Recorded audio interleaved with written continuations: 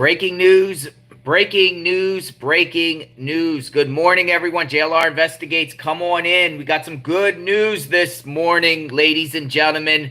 Fugitive Ramone Alston has been captured. The escaped prisoner in North Carolina was captured overnight at a hotel in North Carolina. He was staying at the Microtel in Kannapolis, North Carolina, right outside Raleigh. That's talk because his girlfriend has also been arrested. Oh, she's in some big trouble here. Jacobia Crisp, his girlfriend, assisted him, and now she's charged. And she has actually a Facebook page right now, and people are like going off because the comments are open. A mother that has children is now behind bars for aiding and abetting this guy right here. That's talk. 3 days, manhunt, numerous agencies, over 300 officers. What happened here? Thank God no one else has been injured. He was caught overnight. And guess what, folks? Still has the dreadlocks. He never shaved the dreadlocks off. We were suspecting, hey, the guy could have changed his appearance. Apparently, he did not change his appearance. So he's still looking the same. Who checked him in the hotel room? How did they know he was at the hotel room? Remember, folks, $50,000 reward. Another perp bites the dust. Caught. Good. So let's get some details, folks. Okay, so what we're going to do first, we're going to listen to this report because they speak to an employee at the Microtel. When this raid went down, they went in there, SWAT, and they took him out. So we're going to play this first report here, and then I'm going to show you a little bit about, I'm going to show you the hotel, and I'm going to show you the girlfriend. Ramone Alston had been on the run since Tuesday, and we know his run from the law ended overnight at a hotel in Kannapolis near Charlotte. That's a journey of more than 100 miles. Right now, let's go to Tamara Scott, who's outside the Orange County Sheriff's Office with the latest. Tamara? Hey, good morning, John and Barbara. Yeah, this puts an end to the days-long search for Ramone Alston that we've been following this week, and we know that he was captured at a hotel just outside of Charlotte. This is a lot of moving details here, but take a look at this video that we've just obtained here. Video of his arrest at that hotel early this morning. Now, we're told it happened just before 2 o'clock. This is the hotel on Cloverleaf Parkway in Kannapolis. It was an operation that included FBI Charlotte, SWAT agents, the Kannapolis Police, and Charlotte and Mecklenburg Police as well. Now, he was taken into custody without injuries to anyone. Now, there was another person who was arrested in connection with this. A female acquaintance, Jacobia Crisp, was arrested in Alamance County and charged with felony aiding and abetting a fugitive. Now, we did get a chance to speak with one of the employees at the hotel. Take a listen. I've seen him and her, interacting and, leaving, coming back in and stuff like that. And, I just, like with every dress, I just smile, say hello, and just have small talk. And then that was it. And they checked out, you said Thursday. Yes. And do you know where they were arrested this morning? I don't think they were arrested here on property. I think they found them down somewhere else. But there was police here around 3 o'clock today and was going through everything. Now, this is a search that it spans several counties at this point. Last night, even our I team was tipped off that there was a police presence at a family home of Ramone's just outside of Chapel Hill, where there was many police cars there as well. So this is something that we will continue to follow as we learn more about what exactly led up to this capture early this morning. But for now, I'll send it back to you, John and Barbara. All right, Tamara, thank you. And now we focus on the next step of the investigation. How Alston managed to escape. Jamise Price live at the hospital where it all started. Jamise, we know he got help.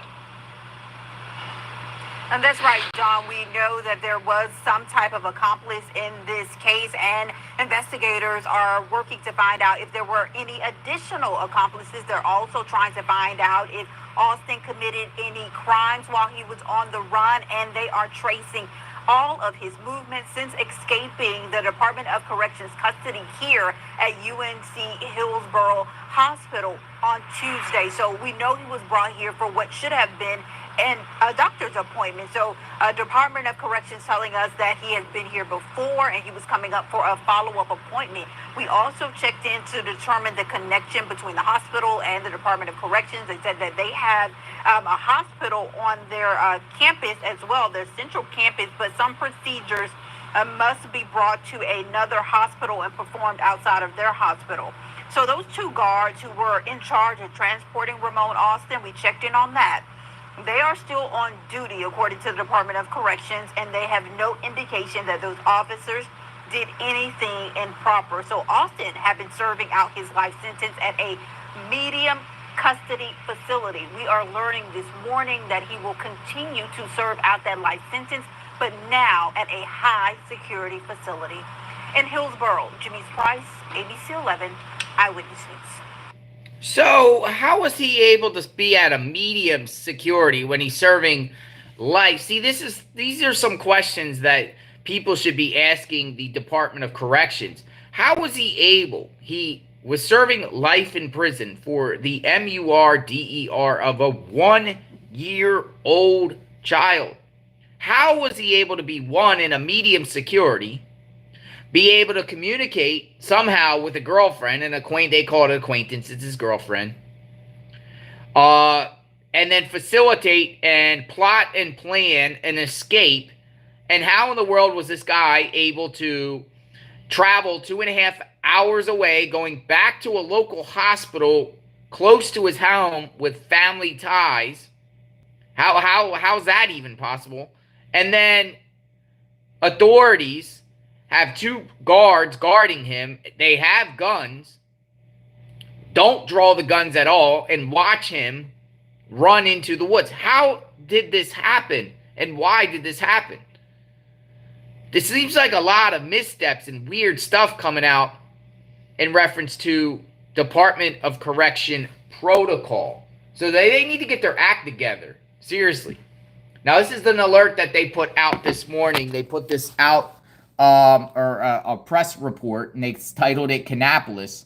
And they say escaped murderer Ramone Alston was captured shortly before 2 a.m. at a hotel. Now, that lady said, it didn't happen here, but it actually happened at the hotel. At a hotel on Cloverleaf Parkway in Kannapolis. In an operation that included FBI, Charlotte SWAT agents, Kannapolis Police, and Charlotte Mecklenburg Police. He was taken into custody without injuries to anyone. Shortly thereafter, a female acquaintance, Jacobia Crisp, was arrested in Alamance County and charged with felony aiding and abetting a fugitive. So, what I find interesting about this is, and we'll read on and then we'll talk. Alston escaped from the correctional officials Tuesday morning after he was arriving for an appointment at Hillsborough Hospital. Alston will be charged with felony escape from prison and is being taken to a high security unit in state prison system. There he will resume serving his life sentence for first-degree murder and await court appearances for his escape.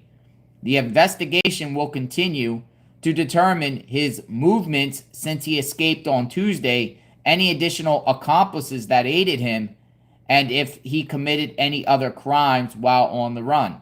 I am grateful to our DAC staff and thankful for the support and effort from hundreds of local, state, and federal public safety officials who helped in the search and investigation that returned Alston safely to custody, Secretary Todd Ishii says. This was an incredible collaborative effort of many people and agencies. Now it's time for the pats on the back, right? It's time for the pats on the back. It is good that he's caught.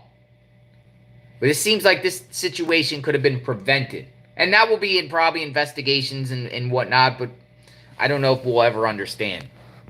A lot of times this stuff, he gets caught, that's it. Back to normal business as usual. Someone did say in the chat, I said, Dale Jr., Dale Earnhardt's hometown, Kannapolis, if you're a NASCAR fan.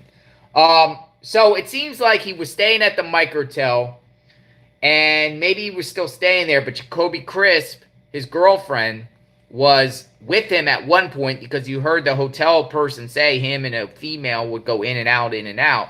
So maybe she got out of there went back to Alamance County, and maybe they arrested her there because, you know, the sheriff was implying that somebody was involved, and arrested her, and she talked, and she just purged herself to avoid, you know, any other more serious charges, or, you know, she decided to cooperate. The Microtel Inn right here. Okay, so it's just right outside Charlotte. It's interesting because he escaped over this way. So over 100 miles away, and he ends up from the Hillsborough, and he ends up at a hotel, the Microtel. He ends up staying at the Microtel.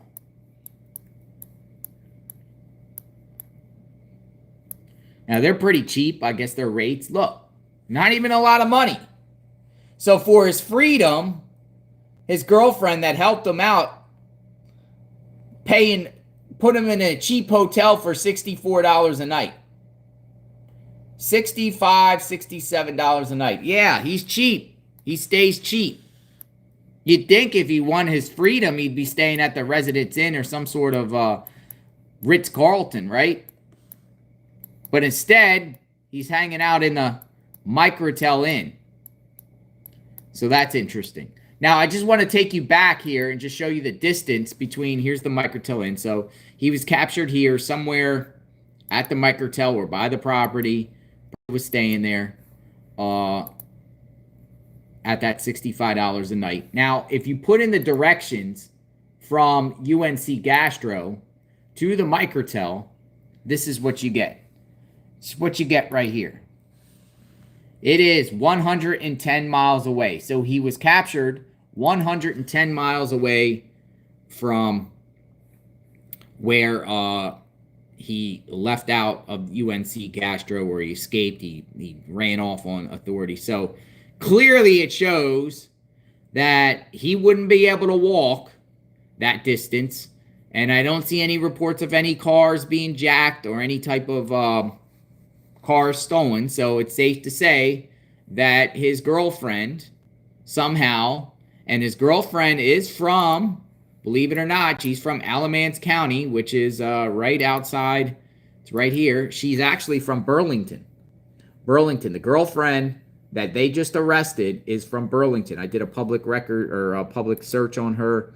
She's from Burlington. So he managed to escape up north, somehow get to Burlington or get his girlfriend from Burlington to help them. And then they decided, instead of shooting east, where we were hearing there were sightings in Durham, they actually went towards Charlotte and were hunkering down at a cheap motel in right outside Charlotte. Now, let me show you something. Girlfriend's in a lot of trouble. We're going to talk about her a little bit on why she helped him and how she helped him, and why would somebody do this? Why would somebody risk their life for someone, jeopardize their life and freedom for someone to just do the unthinkable? Now, she has some stuff on her jacket herself. She's a criminal. I don't necessarily think serious stuff, but according to public records, Jacobia S. Crisp, she's cited for driving without a license, failure to secure a passenger under the age of 16, which is a child, revoke of driving. So nothing like serious. Nothing serious. But now she's facing serious felony charges. You know, to aid and abet someone and facilitate an escape is punishable by, I believe, 5 years in prison. And she's going to probably get all the 5. The only way she probably wouldn't get the 5 is if they finally went to her and she actually said, hey, he's staying here right now, after arresting her, and she kind of spilled the beans at that point. And I think that's kind of what happened here. We'll wait for the affidavit of probable cause to come out with this situation, but I'm assuming that's the case. Now, this is her page. This is her Facebook page. She calls herself Jacobia Crisp Baby Bella. Bella Baby. And she identifies as a digital creator, Hillsborough. This is her. This is the girlfriend. This is the girlfriend that helped him. Now, I was looking at the very first comments. On July 20th, she put, when I'm irritated, my ears fall off. Please don't say SHIT to me. And I'm reading the comments, and people are saying already, they're like, here you go. Better get checked. Them boys in prison be twirling their snakes performing voluntarily colonoscopies. This is so sad. You really messed up your life. You're poor kids, man. We're irritated too after a 3-day manhunt for a fugitive that you harbored. So, yeah, they're going at her. Comments are open. That usually all happens. It's sad because she has kids. She has kids herself. Looks like she has 2, younger kids. And now her younger kids are going to have no mother because of the poor choices that she made. She decided to be cool, or she was in love with the guy, and she wanted to death do us part, and I'm going to help you be Bonnie. We're going to be Bonnie and Clyde together and all that stuff. Well, guess what? Now her life is ruined, and now her own kids are affected. Her own kids are affected. So it's pretty, look at this. People are saying, she puts this, I need my customers to know today is the wrong day to catch an attitude with me, because you can meet me in the parking lot if you want to. And she put this June 19th. So she has a job too. She has a job. And then somebody commented here and said, tough girl, hope that works out for you in jail. Enjoy life in the slammer. Hoping your boyfriend was worth it, People are saying. So, yeah, people are commenting. People are commenting. Here, we'll even comment. We'll comment. Here, we'll go back up to this thing. We'll comment right here. I'll say, hello. Hello. We'll say, hello.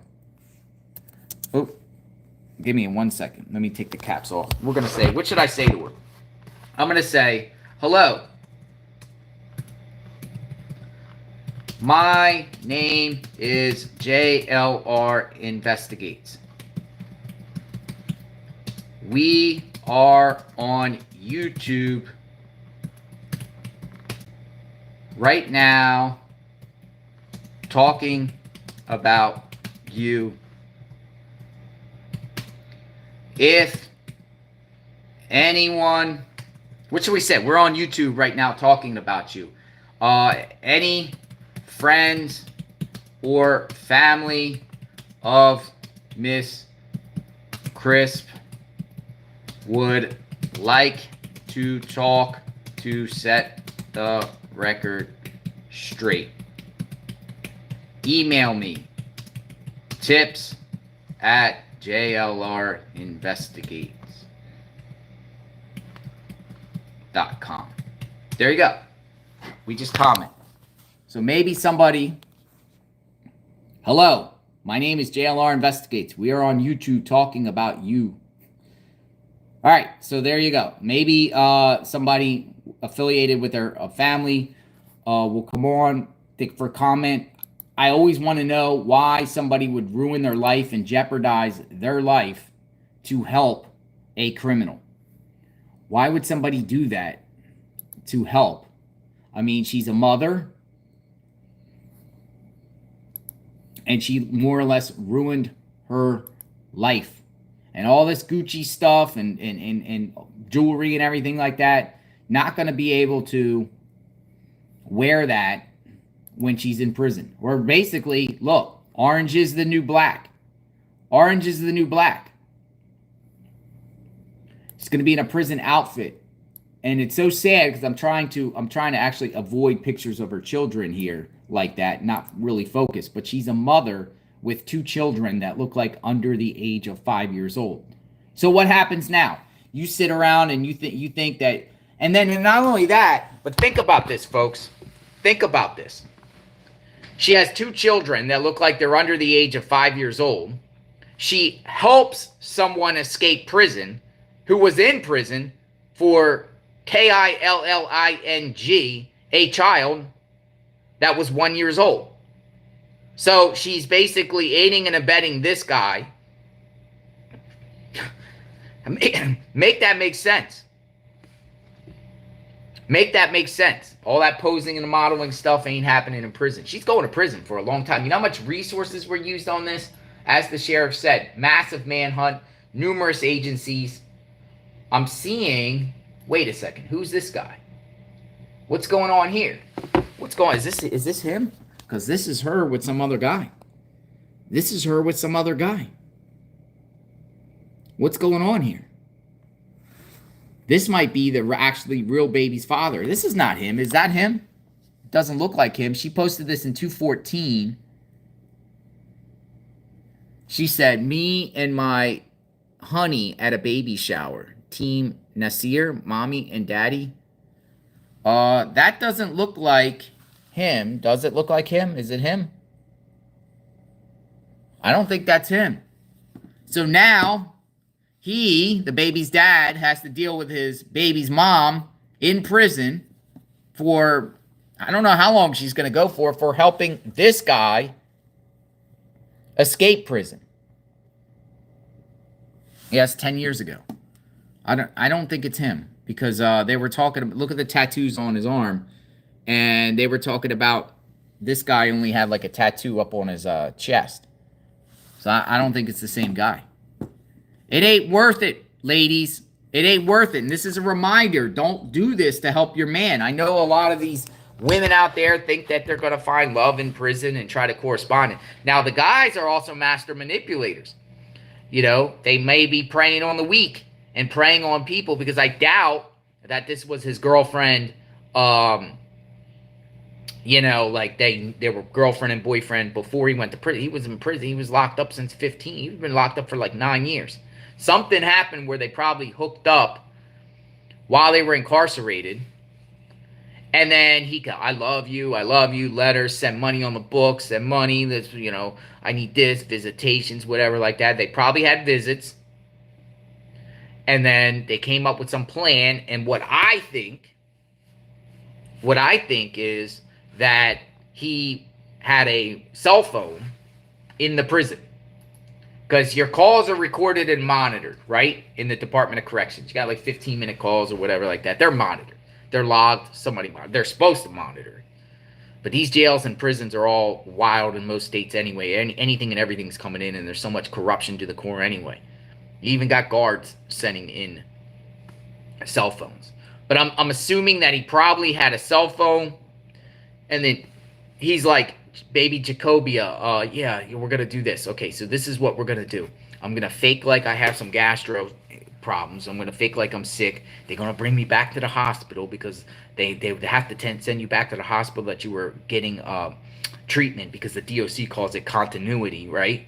So I'll get back to Hillsborough, and then here's what we're going to do. I'm going to get out of those. I'm going to get out of those chains. I'm going to run up through the woods, and you're going to pick me up. You're going to pick me up at the end of the road. And then we're going to go off. And, baby, we're just going to go off. We're just going to go off, and we're going to live forever together. I love you so much, baby. Baby girl, we're going to have kids together. I want you to be my baby's mom. You know, and just stuff like that. Just capping her up. Now, she's also, I'm not saying that she's not responsible in every way. You get what I'm saying. I mean, that's kind of like what happened. I pretty much think that kind of scenario happened. All while she has 2 kids. Prison lovers. That's what we call it. Prison lovers. Prison lovers. Now, how do you stop things like this, folks? How do you stop, you know, these inmates? You know, well, I mean, some Department of Corrections now don't even let inmates get physical mail anymore. You actually have to, because people were sending like drugs and Suboxones and different things on the envelopes, whatever like that, the licking things and everything like that. So what some prisons do in reference to communication-wise, you know, there's a few things that are happening. Some visitation or some in reference to mail, some places won't even let inmates get their physical mail anymore. They send their mail to like a process center, and then the process center scans everything, scans the letter and scans it on a piece of paper, and then the inmate receives the scanned version. Some other prisons, they have already started stopping physical contact with people. And you only can do it via, like a Zoom or a teleconference and things like that, or behind a glass and stuff like that. They're stopping that because sometimes the inmates, while the inmates are talking to the people one-on-one, they're plotting, they're whispering each other because they know that, you can't hear, and they talk and they plot and plan and discuss, Seems like most of the time most inmates always want to scheme while they're in there, and scheme and try to, get girls to send them money, and girls to do their dirty work, and girls to do their dirty deeds. And I'm just talking about guys. I bet you female prisoners do the same thing. She's probably going to be corresponding with guys on the street while she's incarcerated for her 5 years, most likely. It's very, very sad and very, very preventable. And now this individual is going to be inmate number blah, blah, blah, blah, blah in the North Carolina Department of Corrections. All because she wanted to help her man get out of prison. So, oh, by the way, let me just show you something here. By the way, I looked at something here. I'm going to go back here a minute. By the way, I went on the friends list to see if she was friends with any Alstons, because the guy's name is Ramone Alston. And she's actually friends with a bunch of Alstons. So I'm wondering, Alston. Now, I'm not saying these ones are related, but if on her friends list, she's friends with a bunch of Alstons. Are these Ramone's family members? Durham. Look at this. Making money at full-time mommy. Are these, Alston's a pretty popular last name too. So, just saying, maybe they corresponded, with other family members, and they facilitated this together as a conspiracy of people. And that's definitely a possibility too, of working with others, not just these two. So the way the sheriff said it was as if a group of people are involved. He's caught. He's caught. At the cost of what? Well, 300 law enforcement looking for him is not cheap, folks. It's probably millions and millions and millions of dollars. Anxiety. Imagine you living around the UNC Chap or UNC Gastro Center there. The technical school was that they had to suspend school for those couple days because they were using that place right across the street as a command center to look for him. You got residents all around the area have to disrupt their lives, right? They have to bring their kids in, and they have to lock their doors and stay extra vigilant and anxiety because some killer is out on the loose. And it seems like the whole situation could have been 100% prevented if DOC would have took more heavy security measures. And maybe they will. At the end of the day, there's always good news in these situations because there's ways you can change, right? People make mistakes and you change. And I'm saying if the DOC has a policy where guards are not supposed to shoot somebody or something, if they run off, maybe the policy says shoot them. Because think about this. They had guns on them, the two guards, and the guy was in a black box and got his leg restraints on. He's serving a life in prison sentence for the MUR-DER of a child. I think that would be grounds for using, force, reasonable force to eliminate the threat. Because you don't know if he's going to run away and do something bad to somebody else or someone else's child. You don't know that. He was caught at the Microtel Hotel or by the Microtel Hotel. There's conflicting. The DOC put out a report saying it was at the Microtel Hotel, and the clip that I just played at the beginning of this segment, the lady was trying to say, well, they weren't staying there. Maybe she was trying to get like, oh, he wasn't staying here. You know what I mean? So because, the Microtel would be like, how do you check in fugitives? And that's another thing too. Who checked into the hotel? Who checked into the hotel? Was it her? Or did she check in on behalf of him? Was he with a fake ID? Did he have a fake ID?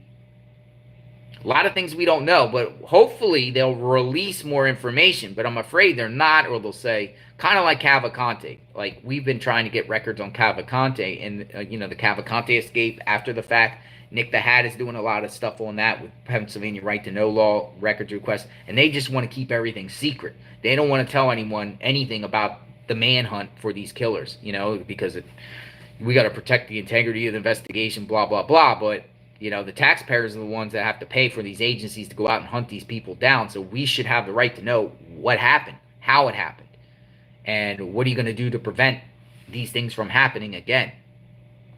So at the end of the day, it's good news that he's caught.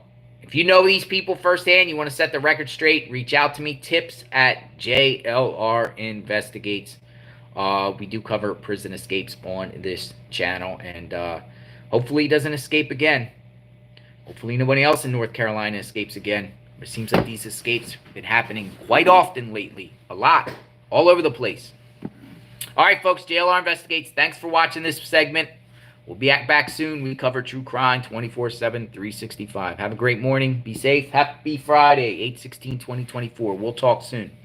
JLR Investigates.